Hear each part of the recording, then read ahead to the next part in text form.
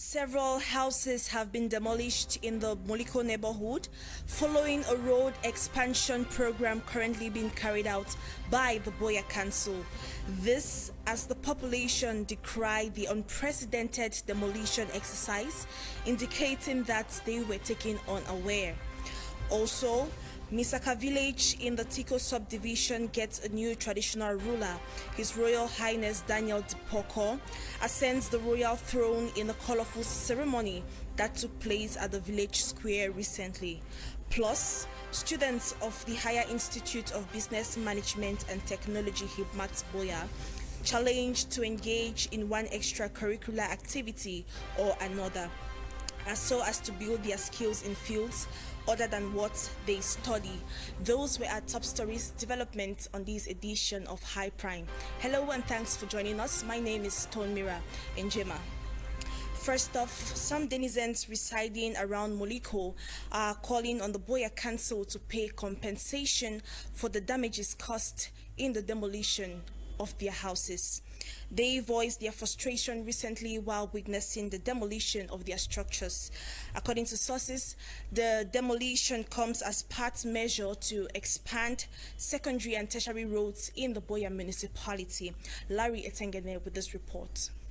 As Boya continue growing as an emerging city in Cameroon, the local authorities are leaving no stone unturned to enhance developmental drive of the city. As traffic jams continue to be a recurring issue in Boya, the officials of Boya Council are going back to the initial map of the town that involves many roads and streets. It's in line with these that this demolition exercise is taking place. This road, in respect of the land use map in Moliko, the present mayor in question, they mapped this road for reconstruction works.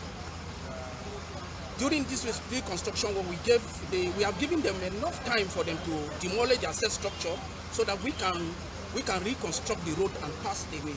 This is the fourth or the fifth month that we have been marking this place. None of them, they are willing to demolish their structure and then let us pass with the road. Some of the locals welcome this act and reiterate it will go a long way to foster the development agenda of the authorities. Moliko and Moliko are one place. That's why as the approval of this road, we are very happy.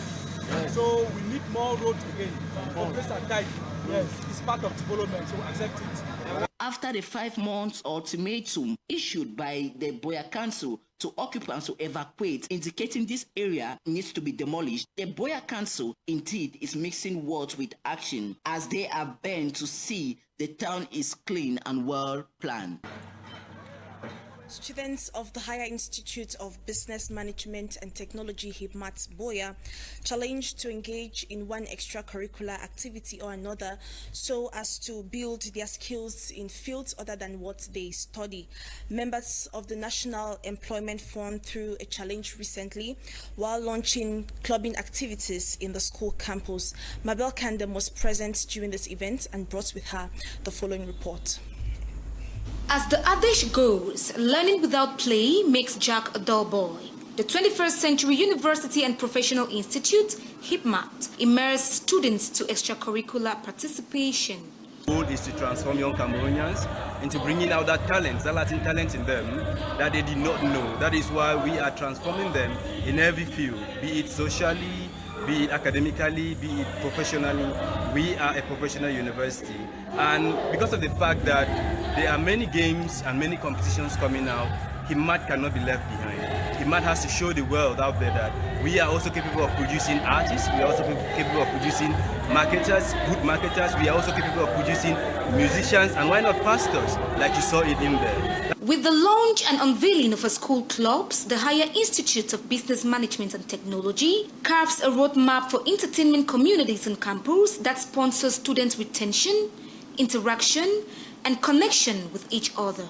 It's my talent today, and I just discovered that I'm good in comedy. Some of my friends have been telling me this, but I didn't believe it.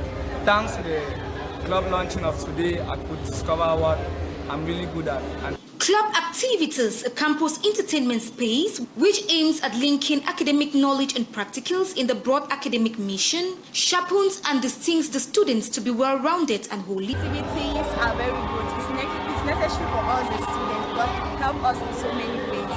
Like now this little show, like the launching of clubs, have helped me like to showcase my talents live on stage, at least so that my fellow students can also know what I'm best in. I also get to know what my fellow students also are good at. Many of our mates showed their talents, and even lecturers got to know our talents. In class, most of us are always quiet, but due to the stage performance, our lecturers have got to know us more. The club launch, which was graced by the presence of renowned artists from Cameroon, gave students a grip of fun moment as they built up to the adults' learning journey ahead.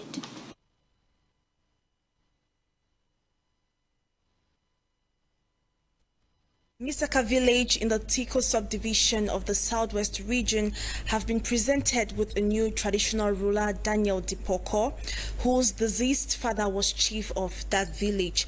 This comes after a consultation talk with the kingmakers of the village, and their choice was endorsed by the Minister of Territorial Administration, Paul Atanganji. Larry Etengene with this report. The people of Misaka village in Tiko subdivision came out en masse to welcome their new chief, Daniel Dipoko, who have been designated as the new traditional ruler of the village. The presentation ceremony comes after a succession wrangling within the ranks of the kingmakers of the village. I am not as in doubt, but with all assurance and certainty and a surety, that the chieftaincy battle of Misaka is over. 4 years from now, what I can say is it has been a good experience. The choice of the kingmakers was endorsed by the Minister of Territorial Administration, Paul Atanganji. The appointment, in accordance with the regulations in force, of Mr. Makunde Dipoko Daniel as second-class traditional ruler of Misaka Chiefdom, Tiko subdivision, replacing Mr. Dipoko Ebengeja, who died on the 10th of March 2015, is approved from the 18th of March 2016. Regarding the fostering of developmental projects, they promised to make use of the River Mongo that divides the Southwest region and the Littoral region. We are blessed with the River Mongo, which is going to be our platform, is going to be our stage to showcase our own. Boya is showcasing the mountain. We are blessed with River Mongo, we should showcase River Mongo. And God has given me ideas on how to make use of this River Mongo to make Misaka a blessed land indeed. During the solemn ceremony, joy and euphoria engulfed the air as the man of the people extend an olive branch to all those who may not align with his choice. Well, the opposing camp actually is my uncle. He's actually my uncle, even though he denied me in the presence of the minister in Yaoundé. He rejected me there, but I have not rejected him, and I will never reject him, because you cannot reject blood. And what I would say is my uncle and any other person who has been following him in this quest, thinking that they were going to, the government was just going to remove me after putting me during the consultative talk, after witnessing my consultative talk here with my notables, all chose me and presented me to the village. So the government does not put chiefs, please. Come back to your village. Come and let's build the village. With all said and done, the people of Misaka village are looking forward for the enthronement ceremony of their new chief that will be slated in the nearest future. You're on to High Prime right here at High TV, beaming from the headquarters. Moving on, heads of different churches and religious bodies in Cameroon are presently fine-tuning their skills on conflict resolution and sustainable peace. This is part of a 2-day capacity building workshop organized by the Presbyterian Church in Cameroon in collaboration with their foreign partners. Here is more with Yannick Fonki. Faced with escalating violence in the two English-speaking regions sandwiched an armed conflict coupled with terrorist incursion in the far north region, the Republic of Cameroon, once recognized as an island of peace surrounded by war-torn countries, is arguably living its worst moments in several decades. We need to be people of peace. We have suffered more than enough, and the sooner peace comes back to our land, the better for all of us. The position of religious leaders in rejuvenating a peaceful society when all other options have been exhausted with no palpable solutions attained is dire now more than ever. We are neutral and we are apolitical, and also are not interested in politics. We are interested in the livelihoods of the people. And so we must do everything possible to see that we stand for the people and broker peace between the people and the government of our country, and see how we can bring stability and life in abundance to God's children. It is against these backdrops that leaders of different denominations across the nation converge on Boya this Wednesday 25, 2020 to chart a common roadmap on brokering peace in the restive regions. This workshop has come as a result of ecumenical bodies abroad, liaising with the Presbyterian Church in Cameroon and the Council of Protestant Churches to support religious leaders and empower them to broker peace in Anglophone Cameroon. We are going to continue to teach the ways of peace to the believers in very different areas and in the very different churches, mosques, and so on. This project in two phases. The first phase is for this workshop, and after that we'll end up with a statement by all religious leaders in Cameroon, and secondly to plan the next phase, which will be to go from one Anglophone town to another to advocate for peace and justice. For 2 days, the religious leaders are schooled on very effective mechanisms of preaching peace among the warring factions, hence achieving end to violence and, while not, the conflict. We will be able to function as effective instruments of peace, effective mediators of conflict in our respective dioceses, in our respective religious communities, that we are able to give a message that is relevant, especially in the context of what we are suffering now in the northwest and southwest regions, and even in the far north region with Boko Haram and all of that. It's our mission to continue to stand in the gap for our suffering people and to carry on the mission of the head of our different religious bodies, Jesus Christ, who is the Prince of Peace. So we do so as part of our religious duty and mission to the people of God in the different towns, villages, and cities in the northwest and southwest regions. Going by statistics, well over 1 million Cameroonians have either been killed, arrested, kidnapped, displaced, or bear the brunt of the socio-political crisis rocking part of the nation. It is therefore the wish of all and sundry for these religious leaders to seek the face of God in restoring normalcy in the once island of peace. Councillors eligible to vote for the upcoming 6 December elections, regional elections, have been called upon to massively cast their ballots for the CPDM in a bid to protect the interest of the division. Head of the divisional campaign team, Professor Nalova Lyonga, made the call recently in Limbe while launching divisional campaigns. Our Limbe correspondent, Sej Ndi, tells us more. The CPDM FACO divisional campaigns for the December 6th, 2020 regional elections was recently launched in the divisional headquarters of Limbe by the campaign leader, Professor Nalova Lyonga. While addressing militants of the CPDM party, the president of FACO 1A CPDM party, Comrade Andrew Mutanga Munjimba assured Minister Nalova Lyonga of a 100% victory from all the 221 councillors that make up the 7 councils of Fako Division. He reminded the militants that Fako Division is under the firm grip of the CPDM party from being an opposition hotbed in the 90s.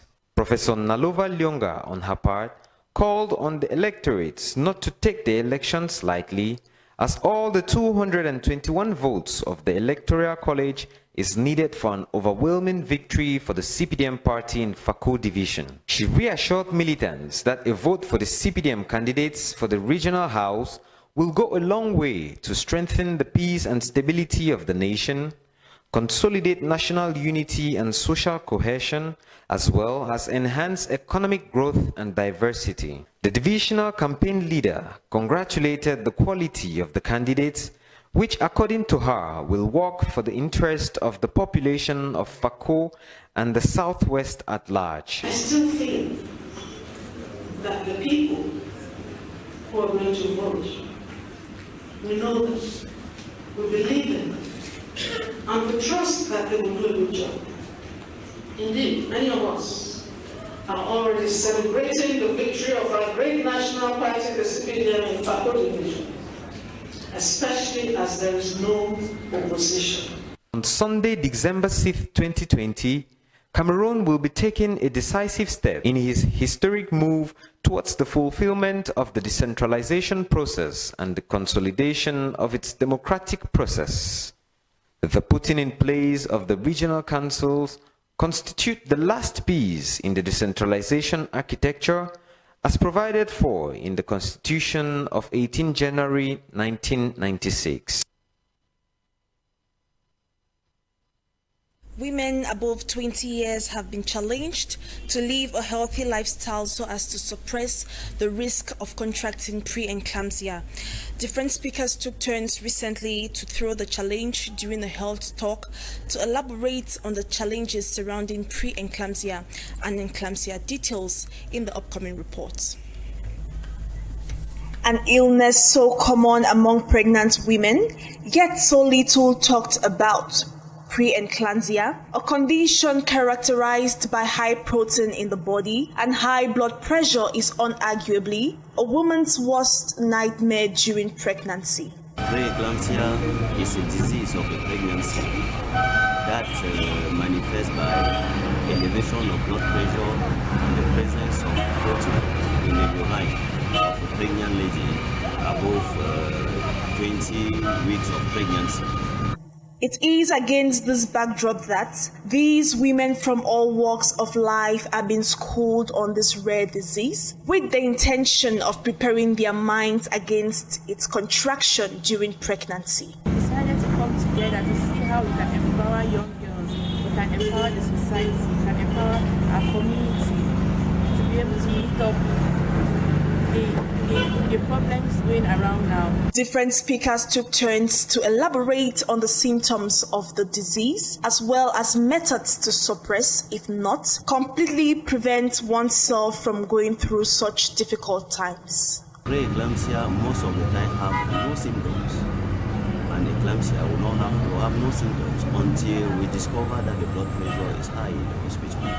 And in the severe cases, the patient can have blood pressure and all the complications of the blood pressure, that is headache, blood vision, and also the patient may have renal manifestation, that is the kidney can stop working normally because of that condition. The participants, mainly women, who have either gone through the difficult moments or are highly vulnerable to it, pledged to use the knowledge acquired to mitigate the effects of preeclampsia. You need to go for antenatal from your earliest stage of pregnancy. For instance, I started at my earliest stage when I discovered I was just a month old, and now I'm getting into my 8th plus into my pregnancy, and I've been attending my antenatal section, so I I know a little bit of what I can do and what I shouldn't do. Pregnant women don't go to the clinic when it's due. Pregnant women don't take rest. They work tirelessly. At least I've got to learn that you need to rest when the doctor says rest. Make use of that. When it's maintain your diet. I mean, eat healthily, because this will go a long way to affect your health situation. Going by statistics, 1 out of every 3 pregnant women undergo different childbirth complications caused by preeclampsia. The situation is even worse among young girls and women with high calories.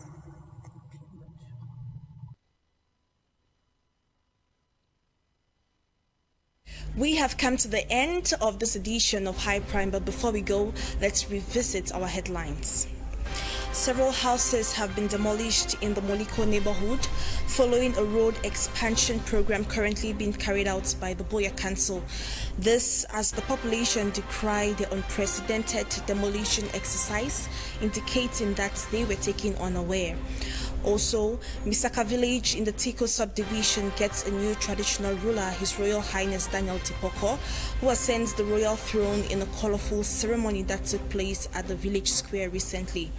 Plus, students of the Higher Institutes for Business Management and Technology, HIPMAT Boya, challenged to engage in one extracurricular activity or another as to build their skills in fields rather or other than what they study in.